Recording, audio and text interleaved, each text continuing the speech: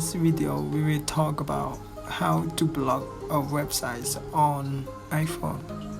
What you need to do is just go to Setting and click on Screen Time and click on Contents and Privacy Restrictions, and Contents and Privacy Restrictions, just turn on it, or Content Restrictions, and click on Web Contents and click on Limit Adult Websites.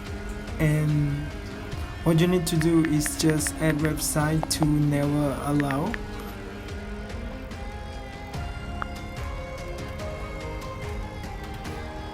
Just back to home screen and click on Safari and show the website that you have blocked.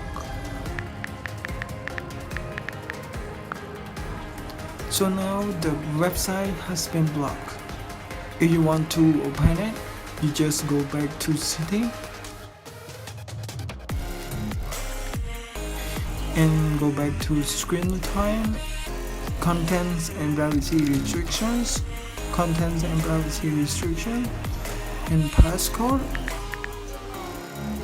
Web Content, and click on Unrestricted Access